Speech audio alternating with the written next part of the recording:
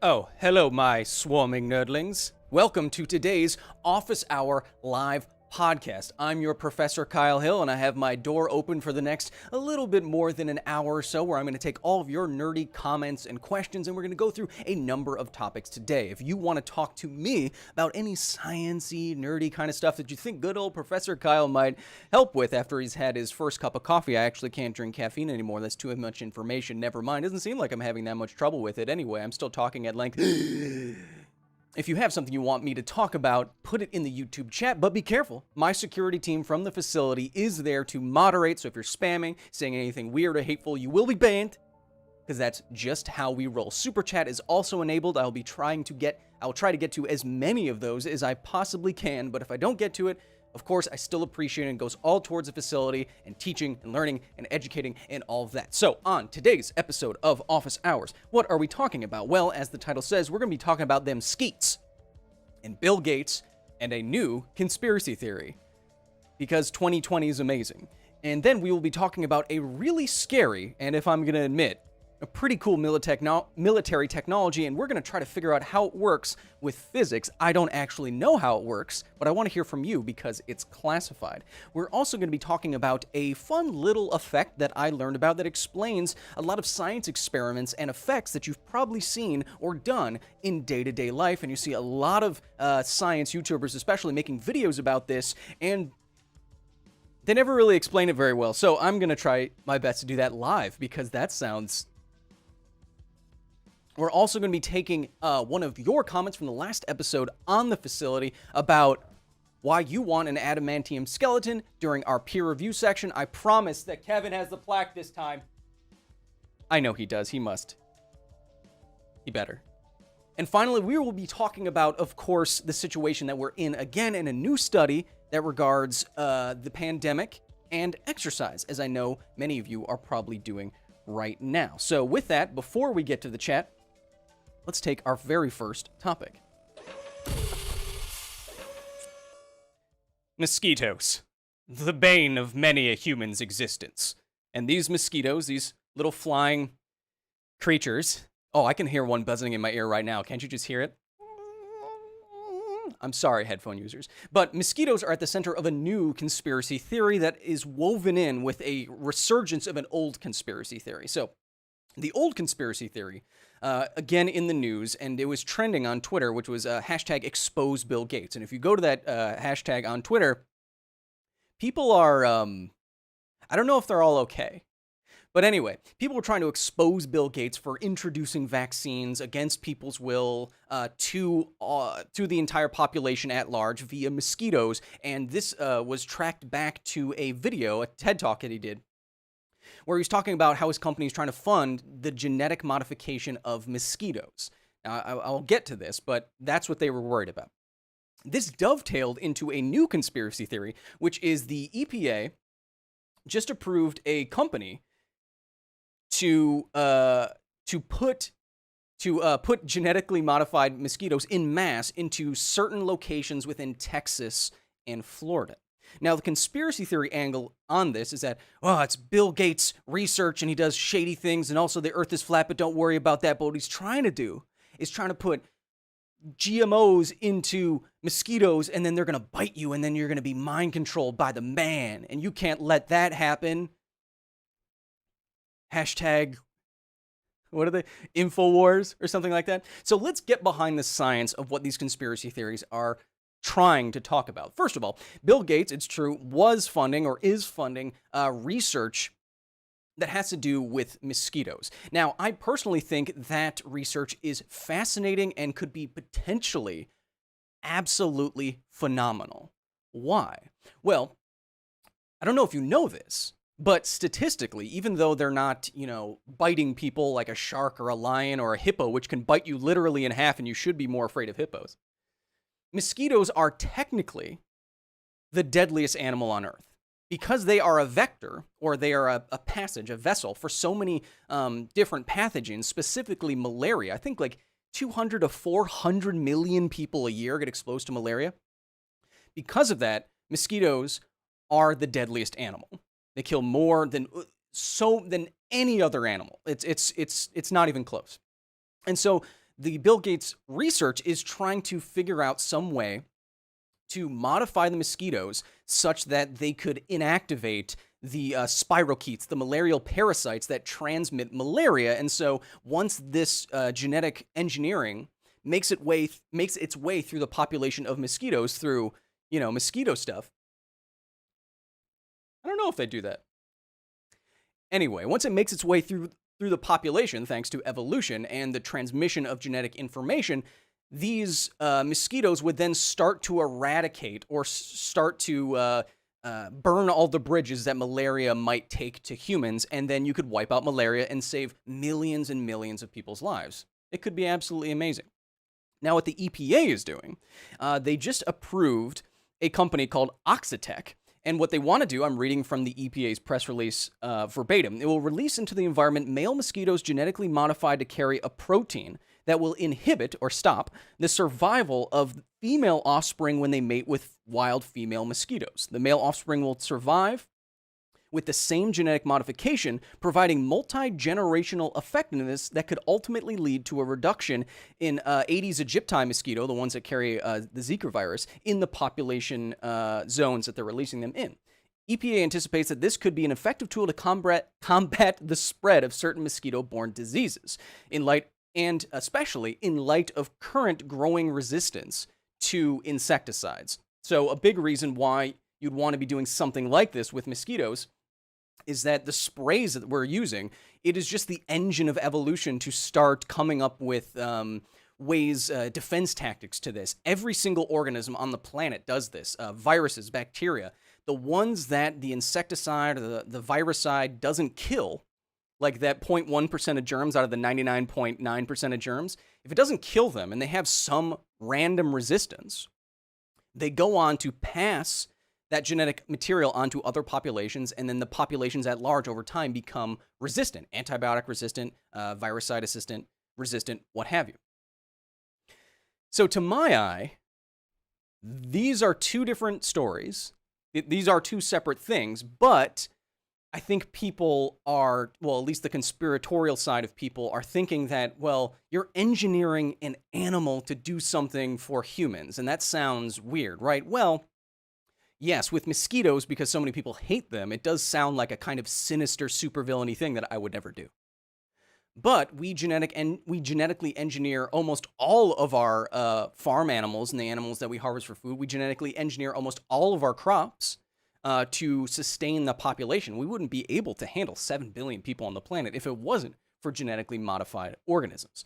So this isn't really a conspiracy theory at all. I think if it works, it will be a boon for, if you've ever seen the children born whose mothers had Zika virus, you'd want some money to be going towards this research. To be fair, a couple of organizations have filed suit against the Oxitec and EPA doing this because they're worried that there's no long-term studies of the potential effects. But based on the science as I see it, I think this is... it's weird because it's almost exactly what the conspiracy theorists say, but they're just wrong about the goodness of it. It's like, you're genetically engineering mosquitoes to inject other mosquitoes and alter the gene line of them. It's like, yeah, but it's cool.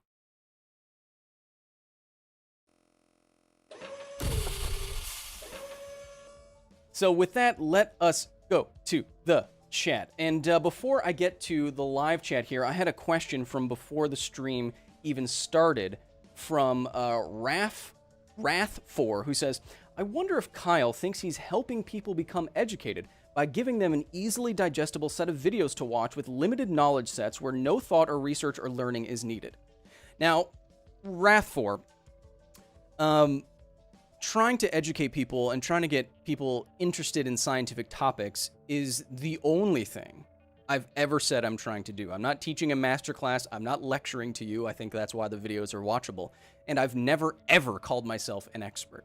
If anything, I am trying to interest people, especially young people. Maybe this show isn't for you, but especially young people and curious people in ideas and topics and math that they may not have ever encountered in their entire lives. And if you can get a sciencey foot in the door of someone's curiosity, I believe that it might lead them to understand the universe a bit better, and I think that can only help humanity as a whole. So I apologize if you find all of my videos require absolutely no thought or learning to them. But I guess you're smarter than me because I have to do a lot of research when I make them.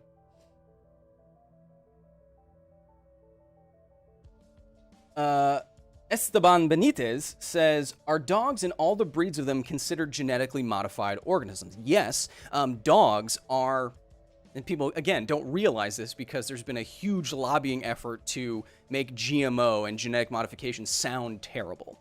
But we do this, and we've been doing it for thousands of years, just not with pinpoint precision. Right now, we're really, really good at it, but we used to be really, really bad at it. So what dogs and broccoli and all these other oh wow, with the 500, who says great topics, Wire Dodge again coming in with a huge donation supporting the education and learning that we're trying to do. Wire, you're the best. He, she, they, whoever you are, thank you so much. But so for thousands of years we've been practicing unnatural selection with cats and dogs. Less so with cats. They're only partially domesticated. But with dogs, instead of letting nature take its course, say wolves trying to cozy up beside a campfire of a proto-human, nah, that's too far back, of like a caveman, and like, if I'm nice and I have a random mutation that makes me a little bit nicer towards Homo erectus, then I might get a little scrap of food. Then over time, they might become more docile and blah, blah, blah. Well, instead of doing that over thousands of years, what we've done is we take a dog that looks like how we want it to look like. Oh, this has spots and this one's tiny. Now I need you two to kiss. That's what we've been doing with animals for thousands of years. And so then the offspring of those two kissing doggos, whatever one looks closer to what we're trying to get to, we take that one and another one that looks close and go kiss. And we do that until we get what we want. We're not genetically modifying dogs down on like the gene level. We are just creating artificial lineages of dogs to look like different breeds. Dalmatians and Shih Tzu and all that stuff.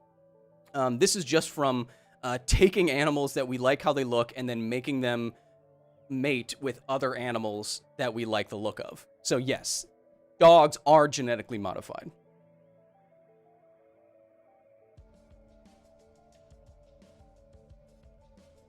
Andre Diaz says, hey Kyle, this is my first stream. Well, you know what? I'm happy to have you.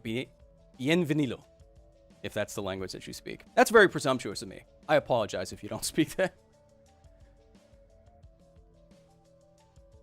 Okay, so I called you out, and let's see what you have to say. This is all live. We're doing this live. Wrath4 says, thanks, Kyle, I understand. I'm just curious if that is being taken advantage of by a lot of people, the way I make my videos. I love your videos. I just meant I don't think very many people are trying to use this to learn. Hey, fair enough. I mean, I've never said that. Well, I hope you learn. Learning as a part of my fun, silly facility is the second part. It has to be entertaining first and then educational second, and always educational. So no, you're not coming to my videos to learn how to do calculus, but you might come to a video to learn about a fascinating thought experiment or just the concept of time dilation or something like that. So agree to disagree, but I appreciate you commenting again. It's very manly or womanly of you, or they of you. Christopher Johnson with the 10 says, skepticism is healthy, but stubborn conspiracy theories are a drag on society. Do you think we'll ever be rid of them, or will it keep getting worse as it has been recently? Well, I think for as long as again, I said this last week, but conspiratorial thinking will always be with us. It's a part of how the human brain works, to see patterns where there may or may not be, to link A to B to C even when it's not really there. That's just how the brain works. But I think why it seems like it's getting worse is because of social media and the internet. It gives people with these views, these fringe views, places to gather and places to amplify their voices past what is normal and nominal. So before social media and the internet, you probably didn't think flat earthers existed. I know I didn't. And now they seem to have, and even though there's probably only like 20,000 of these people who take it seriously, it seems like there's more, isn't it? So I think this kind of thinking is going to get worse as long as social media is driving, is one of the driving forces here. Shane Selby with the 10, thank you so much, going towards learning. J.R. Pence says, keep up the good work, stay away from the evil. I cannot promise you that, but I'll try. Master Man with the 5 says, finally able to catch a live stream. Love you and the facility staff members. Yes, if you want to join the facility, not just during these live streams, but on our Discord and Patreon, almost 700 people in the Discord alone. Oh, I need some invisible tea. Talking with each other, giving me episode ideas. We even have a functioning ARIA bot in there. It's pretty cool, made by one of our members. Tony Stewart says with the 5, along the lines of dogs with specific, okay. This is a great question, and then we're going to go on to the next topic, so just hold your super chats for a second. Tony Stewart says, along the lines of dogs with breed-specific issues, is it all right to have a dog like a golden retriever? That's a fascinating question. Now, I happen to think that golden retrievers are some of the best and goodest boys. There was a neighbor dog next to me growing up named Bella. She was the sweetest thing in the world. I absolutely love golden retrievers. So it's hard for me to personally come out against the golden boys. But I see where you're going. And, I've taken this stance with other people before, like bulldogs. Because we don't have pinpoint accuracy with genetic engineering of dogs. We could, but it's unethical, so we don't do it. We could do that, but instead, we continue this process of, oh, you look funny, kith. Now, with bulldogs, over the years, what this has led to is a very distorted gait and walk, horrible sinus issues. It sounds like they're in pain all the time. Even if they're not, it sounds unnatural. And 80% of bulldogs, 80 to 95% of bulldogs have to be born by cesarean section because the size of their skulls that we have bred into them cannot fit through the birth canal of the mother dog. Now think about that for a second. We've engineered a creature that cannot be naturally born anymore, or else it would more often than not, 9 times out of 10, die.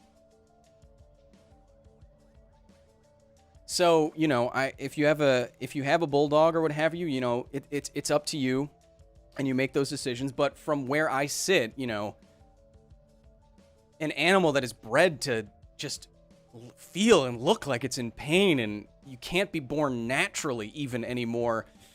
I think that gets closer to the line you're asking me to walk here. Where is it truly ethical if you're considering the well-being of these creatures to support the selection of the more and more of traits that are more and more hazardous to the mother dog and detrimental to the animal itself?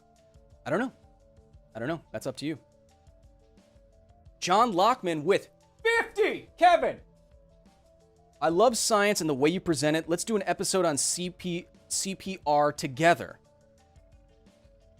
Okay, I'll swallow a shrimp, but not all the way, and then you show them how to do it right. Apparently, you don't have to give mouth to mouth anymore.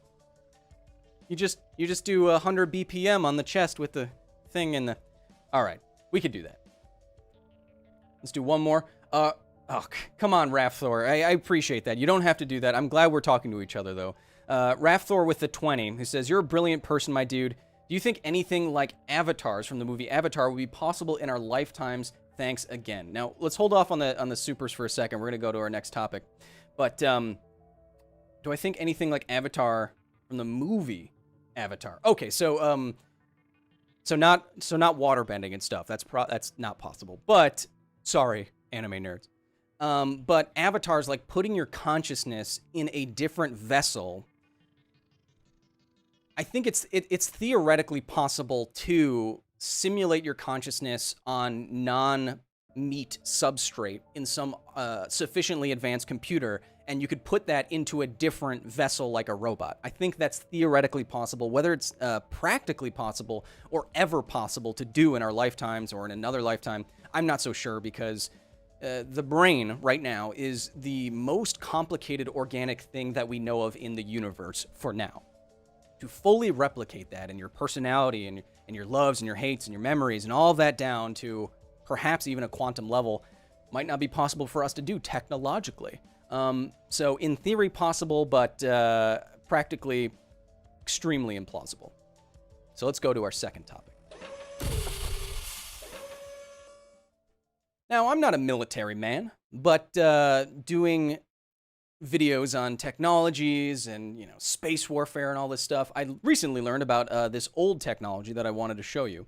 And it looks like this. Now, what it is, it's a bullet. It's a 50 caliber sniper round, and 50 caliber rounds are no joke. 600 grains of black powder. I know that off the top of my head because I'm not a supervillain, but they're huge, about this size. And they can pack a punch, and they can blow a hole through half an inch of steel at a mile plus away. Again, things that I know off the top of my head. I'm not a supervillain. Now, what makes this one very interesting is that this is a bullet that can self-direct. Now, we're going to watch a demonstration of this real quick, and I don't know how this works because it is classified. And you do not see any fins on this thing. You do not see an engine on the back of it. Let's try to figure out what's going on. Extreme accuracy tasked ordnance. So what you're looking at here, there's the target. It's supposed to follow the red path, but it's going to follow the green path and hit the target. So they're trying to lead a moving target, and without this change, whatever the bullet is doing, it would miss the target, except the green path is moving it towards. Now, these are expert shooters, and you will see a novice shooter, like someone like me, trying to hit this target. And you'll see what the bullet does. So still, something is tracking it. So this would be me. Wow, I really missed. Now, that is really scary. That reminds me of the bullets from Fifth Element. Now, you need to give me the stones. So you see, if you don't have the stones and we fire this here, it's gonna curve around and hit those guys with little floppy ears that look like kind of alien Snoopy. Gary Oldman's pretty good in that. But it reminds me of those smart bullets that will curve and hit a target. Now, I don't know how this works. There's no fins there, and obviously there's some rifling that stabilizes the bullet in flight by making it spin right round. Uh-oh, I'm going to get demonetized. Anyway, so what do you think is going on? Well, when you look at the video, it does kind of look like there is some, it looks like infrared footage. And so the bullet on the back, the guided bullet, you can see these heat flashes. And what that's signifying to me is that there is some micro adjusting there with some kind of little engine or thruster. And so what I'm suspecting would happen is that the weapon would have some kind of targeting computer where it says, okay, I looked down the scope, it's at this range, it's at this coordinate system, and I need you to track it if it moves after you identify it. That's not so hard for a computer to do. And then once the bullet is fired, it will use micro adjustments in flight to make its way to the target. Now, I want to go to the chat for a second, because what the heck do you think is going on with this thing? DS123 says, the Mythbusters were wrong. No, they are not wrong. You cannot curve a regular bullet. What you need is something like little rockets on the bullet to curve it, which I think might be happening here.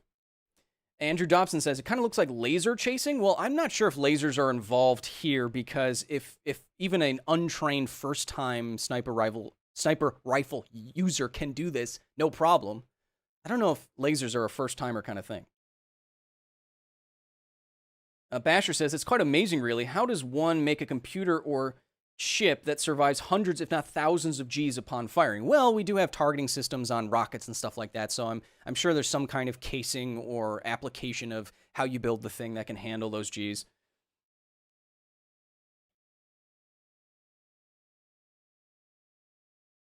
Signy says gyroscope. Again, I'm not sure with the flashing at the back there, and the gyroscope, because it's in a bullet, would have to be really small. So it's not, and because it's a closed system, you're only going to be pivoting the bullet. You're not going to be changing the path of the bullet. So a gyroscope would change the bullet from like this to this, but it would still be going forward. Wang Torio Jackson says it's a 50 caliber bullet. Someone said something about Titanfall. I just started playing Titanfall 2 days ago, and that game is awesome. I love the world building, the technology. It's beautiful. It's fun. The campaign is awesome. Oh, you should play that. Bane Stano says, it looks like a thruster of some kind, but maybe it's new technology that the public does not know. It's very possible, Bane. Can you take your thing off? I can't really hear you. Agent 719 says, wouldn't the gunner just have to keep the laser on the target? Well, it says self-guided.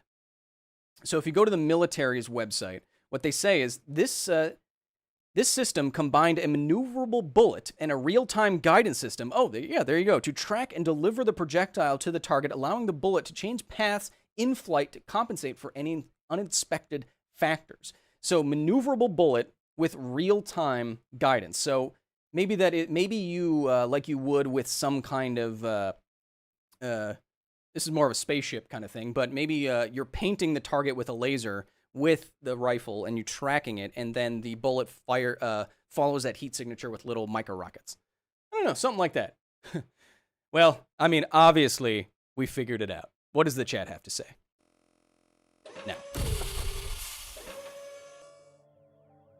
Now you can finally see what my shirt says. If you're a Magic player, you know what I'm talking about, baby. Will Holt says, magnets, how do they work? And Hunter Lee says, magnetic target? No, I don't think so. Because if you're firing at a target from... Okay, so the magnetic force decreases with the square of the distance, which is to say that if something is twice as far away, the magnetic force on it isn't twice as small, it's 4 times smaller. And likewise, if it's 4 times away, it's 16 times smaller. So it's exponentially smaller as you get away from it. So if you're firing from, 100 meters or whatever, which is not a long sniper shot, then the magnetic force from even like the strongest MRI would be imperceptible to the bullet. It wouldn't affect its path at all. So, and you'd have to put a magnet on the target. Excuse me, bad guys. Here you go. If you could just hold this for a second, I'll be right back. Okay, start running. I don't think that's quite feasible.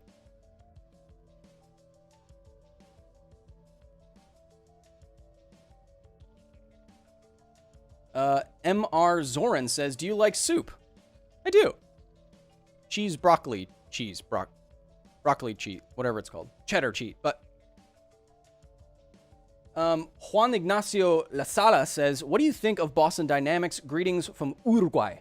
Boston Dynamics seems like an amazing company. I don't know how profitable they are, but the technologies that they're creating, the Atlas robot, the Spot robot, which my friend Adam Savage just got his got his hands on, and I'm super jealous. You can obviously see that they're head and shoulders above the next company who are trying to figure out how to accurately represent the human gait and natural human reactions. If you think about how hard it would be just to stabilize something on human-like feet, I mean, you're talking about micro adjustments of dozens of muscles on different materials and stuff. It's even modeling a hand.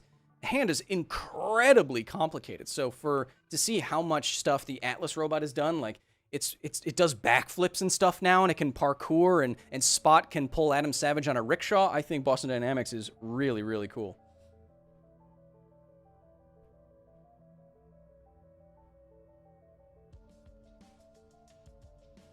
Heather, one of my most active members of the facility, Heather, says, I think I know how the bullet works. It has gyros and adjustable micro fins on it. I doubt it can go around a huge corner, but minor corrections to track a bullet could be to track a target, I'm sure. See, it looks smooth. It doesn't, from pictures I've seen of it, or at least the pictures they'll show us of it, it doesn't look like it has any fins that move. Bub2 Amber Blade says, "Hey Kyle, are you ever going to get to a video on my favorite monster, Medusa?" Actually, yes, I do have an idea to do an episode about Medusa.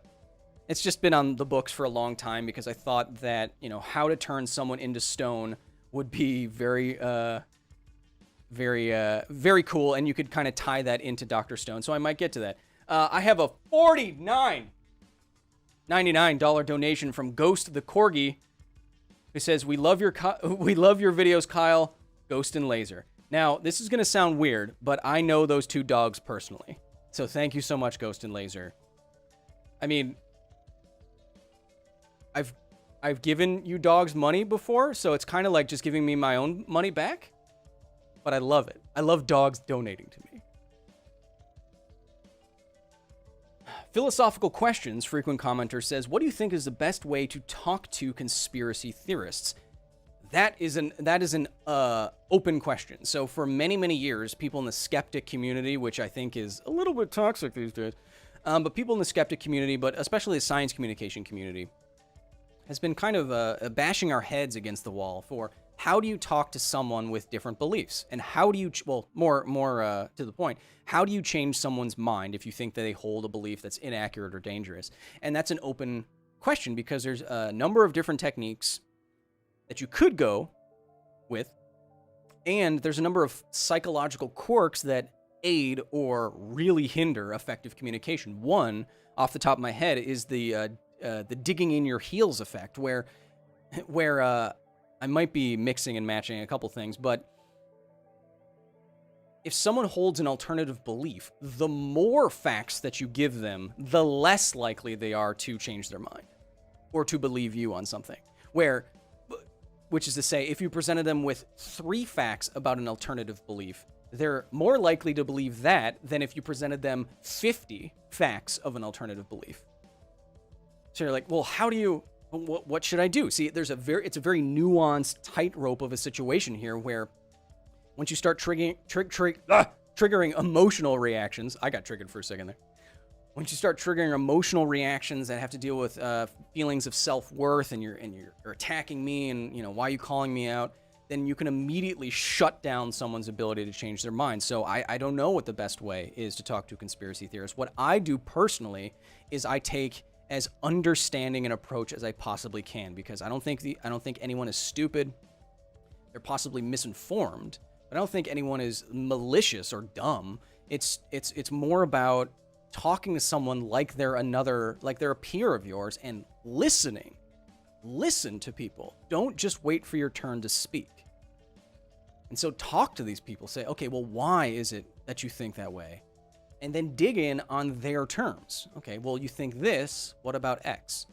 Okay, well, that's interesting, but what about Y? Okay, well, tell me, how did you come to this? Who told you about this? Or how does it make you feel? And those kind of things. Listen to people. And they're more likely to listen to you, in my mind. And again, that's something that social media more or less destroys. So let's go on to our next topic, which I can't remember it off the top of my head, so let's go. Colors! What is this? This is a diagram of a fun effect, like I said at the top of a show, an effect that powers a couple of different science demonstrations that you may have done as a kid, or that you have seen some sciencey YouTuber person with short hair and glasses may have done on the internet. But I think that we can explain it a little bit better, possibly. So what you're seeing here is the Marangoni effect, named after an Italian physicist. Now, the Marangoni effect is a movement or a flow, a mass transfer around an interaction between some liquid with low surface tension and high surface tension, right at the boundary there. So this is similar to, it's a gradient, so to speak, low to high, high to low. Now this is similar, but in the opposite direction of other gradients, like pressure. Pressure always goes from areas of high pressure to low pressure. If you open up, if you open up an airlock on a spaceship, the air won't stay there because it's very high pressure relative to space. So it will always push out.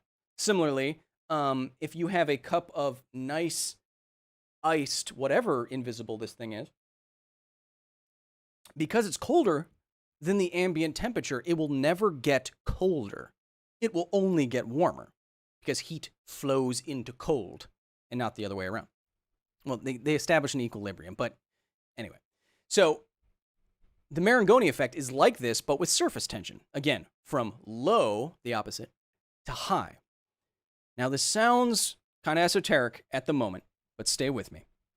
This effect was first discovered because it was an Italian physicist. I don't know if it's coincidental, but with wine. Buonasera. Barolo. That's a kind of wine. So they first discovered it.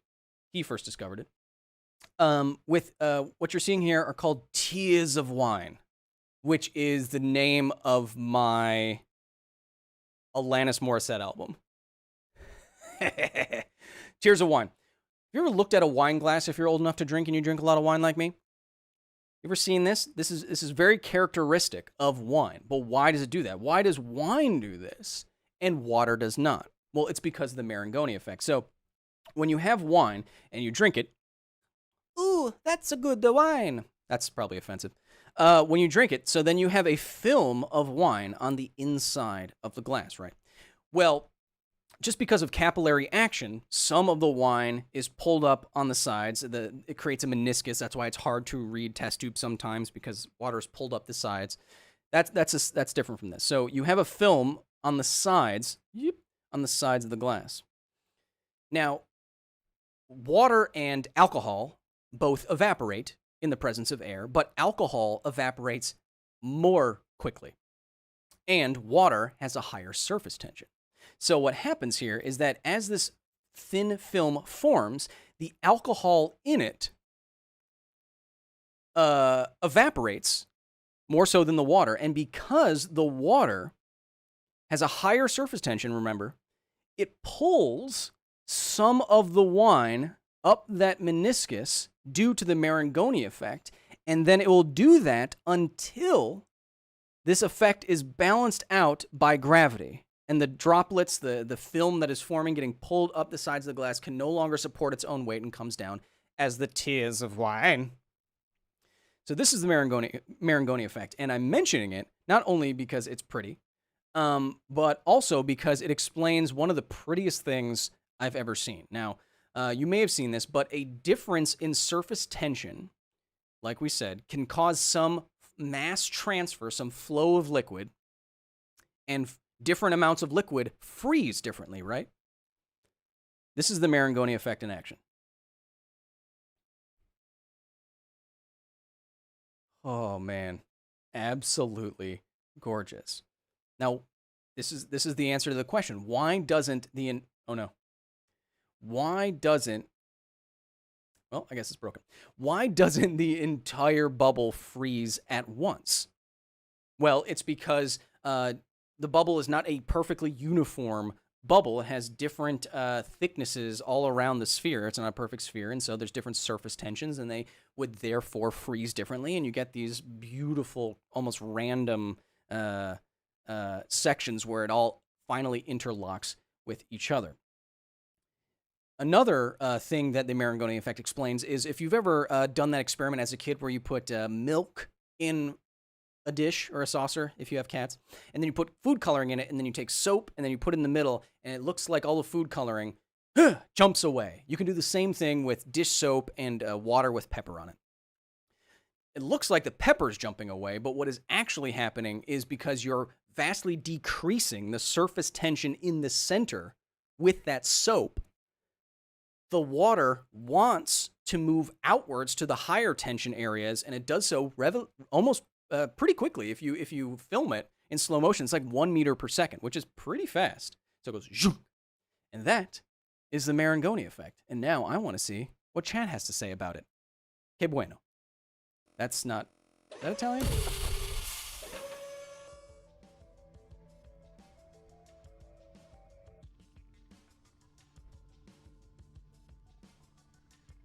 Let's see.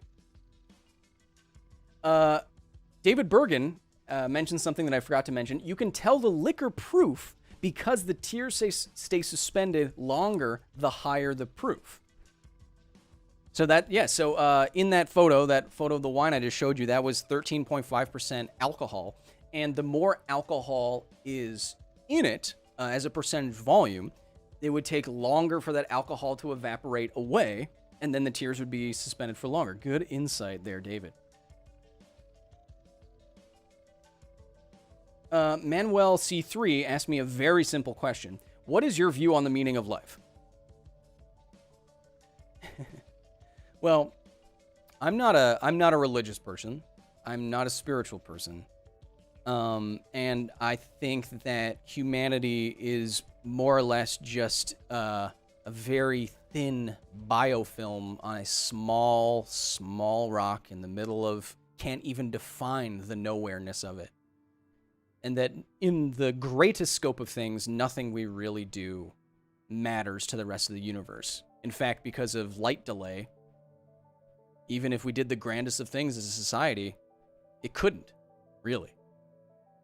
So where does that leave the meaning of life for you, for me, for everyone? Well, if nothing in life matters cosmically, and if nothing happens for a reason, but everything has a reason for happening, then I think the best you can do, recognizing us as social creatures who want to be treated fairly and ethically, I think the best thing you can do is to be nice to each other and to make your own life worth living and to make it matter.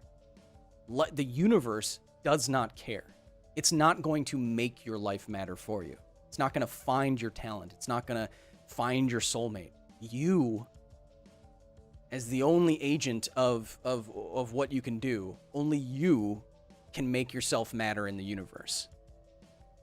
And I hope you do that. Simple question. Something Awesome says with a $5 donation, let's say we opened up a portal to another Earth exactly like ours. Both can travel through this portal. How do you think this would affect trade, society, and war? Wow, what? Off the top of my head, this is a ginormous world-building question. I bet there are a number of sci-fi novels. If people want to recommend something awesome, some great sci-fi novels that deal with interplanetary politics and war and economics, that'd be good, because off the top of my head, that's not one of my strong suits.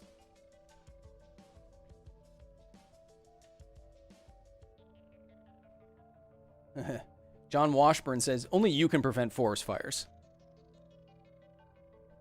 Yeah, I guess that's true. I mean, I was thinking about it like technically, where nature doesn't prevent forest fires. In fact, a lot of animals and organisms in nature welcome forest fires because there's some, I believe there's some trees that only, that their seed pods only open after a fire. There's some, there's fire starter birds that will find fire, pick it up in their talons, unlike, it's burning on a twig, and then they will spread the fire across the grasslands to remove the ground cover for, like, mice and stuff. What was I talking about? I don't know.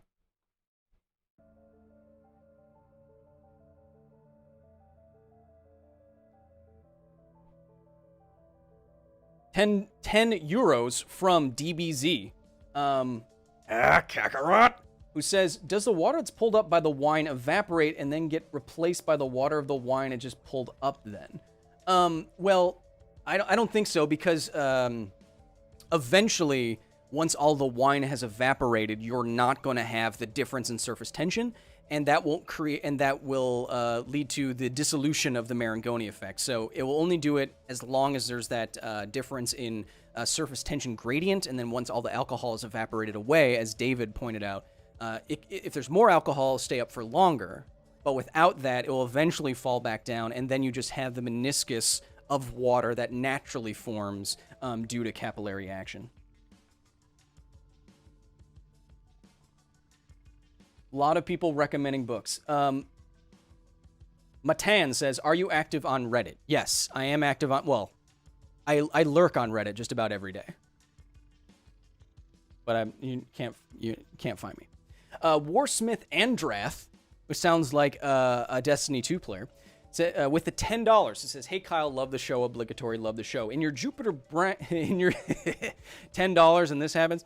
In your Jupiter Brian episode, you made a reference. Oh, you are a Destiny 2 player. See? Oh man, big Jupiter brain right there. So I've been wondering, do you play Destiny? What is your favorite subclass and or concept from the game? Okay, so I do play Destiny 2. I played it single player. I love the mechanics. It's gorgeous. The shooting is crisp and it feels great. The weapons feel great. I didn't play it all that much. But what I will say is my favorite concept from the game is, and I did this basic, I mentioned, well, yeah, you're talking about it. My favorite concept is the infinite forest that the Vex make. So the Vex are robots that turn an entire planet into a computer to simulate infinite realities. And that's basically what a Jupiter brain and the simulation theory is. So I'm certain that the creators of that game had some inkling of that when they created the infinite forest, which is why I like that concept. Justin Cho says, do you ever think humans will be intergalactic? We're not even interstellar yet. All right. The resources and the fuel and the technology necessary to even just escape the influence of our sun are vastly out of reach right now. We haven't even gotten to Mars yet. So I don't think it would happen in our lifetime. Probably not going interstellar with a human.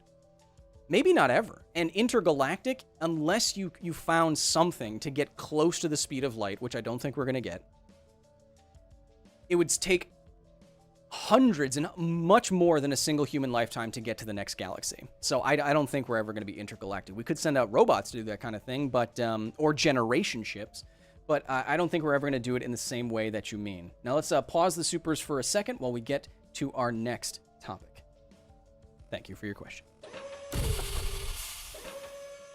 Oh, of course, we have come to the peer review section of Office Hours, and I wanted to highlight a comment that I found on the most recent episode on why you want an adamantium skeleton. I know you do. And that comment is actually from two people today. The first one is from Colin Iyer, who says, why doesn't nature give us metal bones? In Kyle's tone of voice. Me gets confused and looks at the periodic table. Calcium is a metal according to the periodic table. Now, that is true. But, as Phil Zimmer points out, well, it's a carbonate of calcium, not atomic calcium. And if it was, it would be super, super brittle and absurdly reactive. Our skeletons would just randomly combust every time we took a drink. So I love that little insight. So let's talk about it. When I say that you don't have a metal skeleton, yes, you have atoms and molecules that contain the elements that are found in their natural forms as metal, calcium and potassium and all that stuff.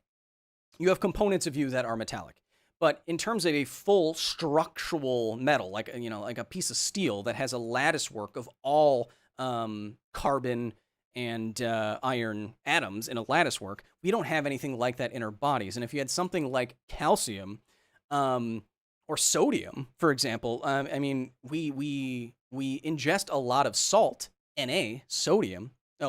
Sodium chloride, but we don't have a buildup of sodium because, as Phil Zimmer pointed out, it's a component. It's joined to something else, which is how we incorporate it. We don't incorporate it as we find it in a crystalline solid, because if we did, calcium, cesium, which we don't have in our body. Well, we might have it, not in high level.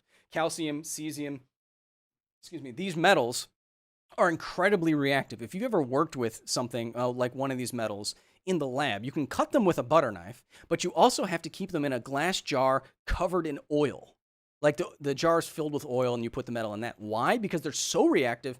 If you were to pour water on some of these things and they didn't have the oxide layer around them, they would literally explode.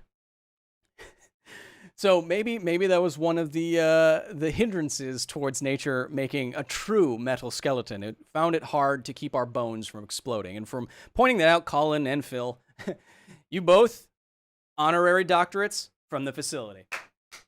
That's just incredible. That is just incredible. Kevin, did you have the plaque? Oh, you do have the plaque. Oh, this isn't a plaque. This is just a This is just a custom edition facility notepad that you can buy soon from the merch store that I'm going to release. Yeet. Oh, well, but thank you for your comments, your questions. Let's get to more of them.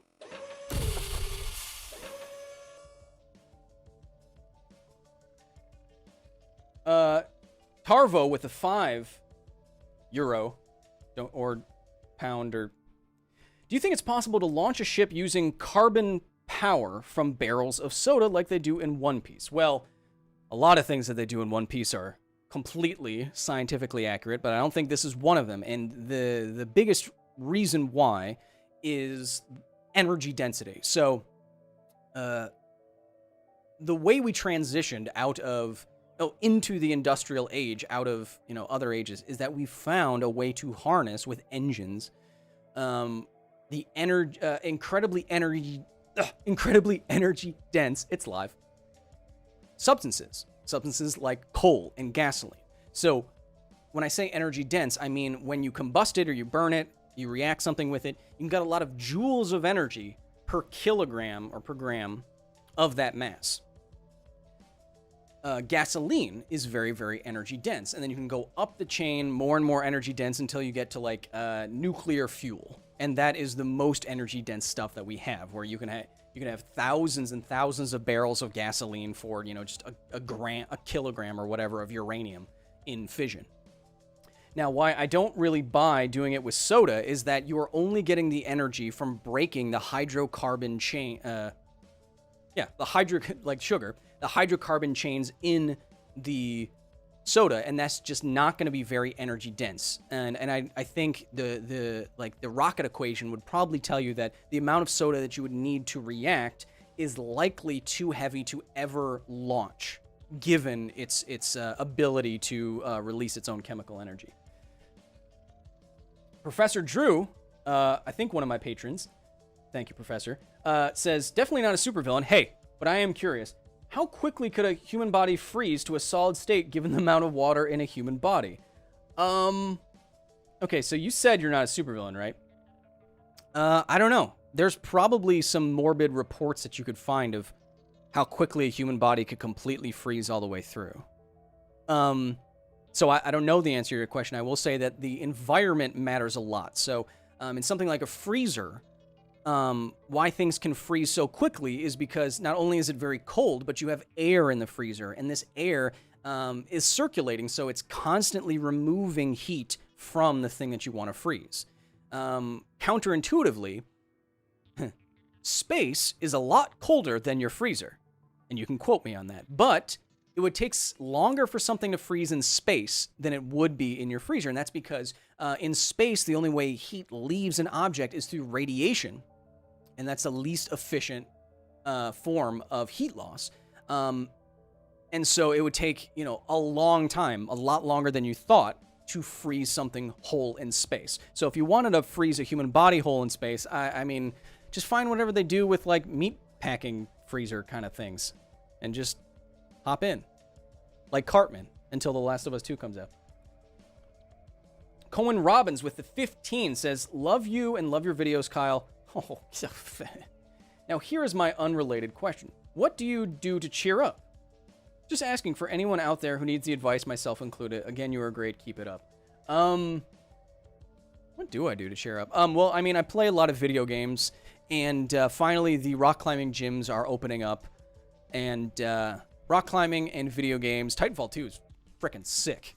Love it right now. And I'm very excited for The Last of Us 2. And I don't think The Last of Us 2 is going to cheer me up, because I think it's going to be brutal and hurt my soul to play. But I think so much about science and nonfiction and stuff in my day-to-day life and in my work that it's nice to just kind of unplug that, turn it off for a while, and do something else. So we're almost pie or cake. Love your content, Kyle, says Liam.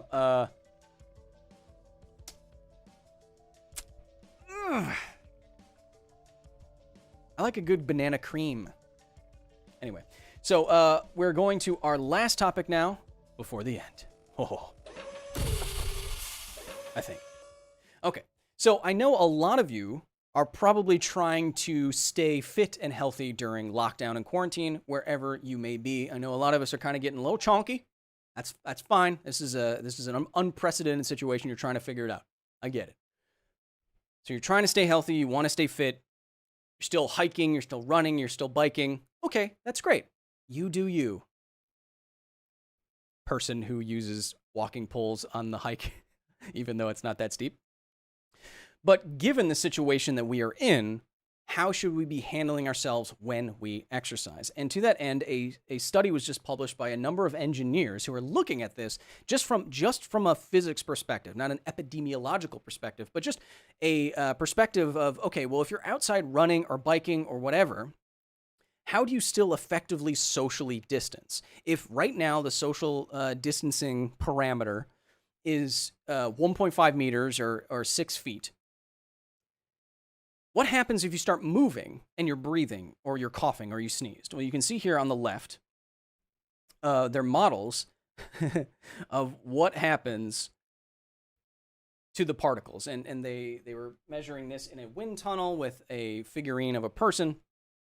And so they asked the question, okay, well, how should you exercise outside if people are moving around? What they basically found was that if here in C and D of the figure, what you want to be doing, and I see a lot of you out there doing this, riding close together or running right behind other people because everyone wants to get out there and exercise. C and D, you are basically free. If you're a little bit further away, you're basically free from the stream of particulate matter that will be coming out of the other person. But if you look at A and B there, you can see that 1.5 meters, that 6 feet, no longer protects you social distancing wise. That if you are running with a friend, if you're biking behind other people in your very affluent neighborhood, because a lot of rich people seem to be out on their bikes with all their kids like nothing wrong is going on, that's because they can afford healthcare better than other people and you don't see other people doing that. If you're doing a lot of running, a lot of biking, and you're going to be behind other people that you can't coordinate with or stagger yourself with, what should you do? Well, the study found that if you wanted to maintain the analog of 1.5 meters, if you're behind someone who's running or you're running, you should be 5 to 10 meters apart from that person to save them from your slipstream of possible pathogens or their slipstream. 5 to 10 meters, 15 to 30 feet, which is, I'm sure, a lot further than you see people doing or that you may be doing right now. So keeping in mind the health and safety of other people, especially as we just went through last week, where studies are showing that social distancing measures are working, even though current, political situations are causing spikes in a number of cities, but social distancing is working. So if you want to go, social distancing is working. So if you want to work out, make sure to increase your social distancing distance by 5 to 10 times just to be safe.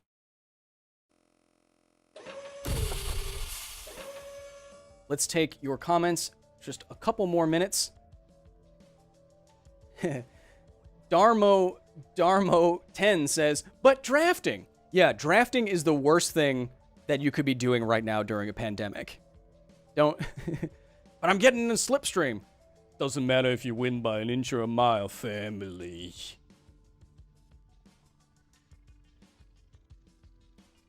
Kyler Thatch says, how much of this is affected by wind speed and direction? I'm assuming that if the wind was stronger, that there would be more of a pronounced slipstream. But I'm not sure. Seem to be lagging a little bit here, so let's switch up to another wing of the facility. Am I caught up now? Okay. I don't know why this happens occasionally, but you're going to see me completely out of sync for a few moments.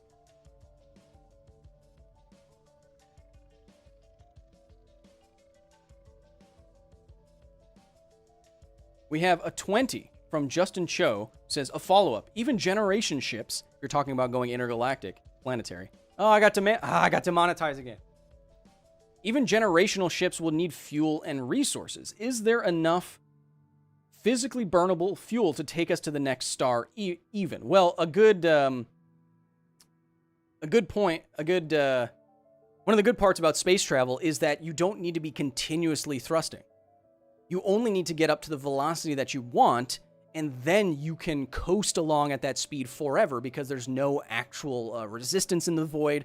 There are atoms and stuff, but nothing like an atmosphere. And so you can get to some velocity that you want and then coast at that forever. And if you get up to some percentage of light speed, you can just sit there for a dozen years and make some good headway there. So you would want some kind of fuel source, like we said, though, that is incredibly energy dense so you don't have to bring that much with it. Right now, that would probably be, even though we don't have that technology, a nuclear fusion kind of engine and rocket, and that could quickly get us up to the speed that we want, or continuously thrust at a low 1G for months or years, and then get up to some good percentage of light speed, and then turn the engines off for a while, maintaining life support, and just coasting until you get to the next galaxy. Still too far away. Music Central Piano 29 says, with the 10, thank you, Kyle, great work. They didn't say thank you, they only said great work. I added the thank you myself. Joseph Cintron says, why is your hair so not blonde anymore? Well, if there's any ladies in the chat, or you know any ladies, they can tell you. That's good invisible tea. The Dark's Dragon with the 20, whatever R stands for. Does it stand for rubles? I don't know. In some comics, Wolverine adamantium is fused with his body in such a way that it changed into a more impure version that even if it broke due to cosmic reasons, his body manages to create more. How would a body do that? Well, I have no idea. That's one of the anti-sciencey kind of ideas, in that if adamantium is supposed to be like completely foreign and alien metal, which I believe it is it? There shouldn't be any genetic information in Logan to tell his body, oh, take these materials and synthesize them into more adamantium in my bones. Well, and regardless, you would need to incorporate adamantium some way in order to grow yourself out of that. So trees, more than 90% of the mass of trees comes directly out of the air. They pull carbon dioxide out of the air. They the carbon off, and then they incorporate the carbon into their cellulose, and they grow into big, tall boys. So similarly, Logan would have to probably eat some kind of thing with adamantium in it, or at least be exposed to it in some way, which I don't see happening.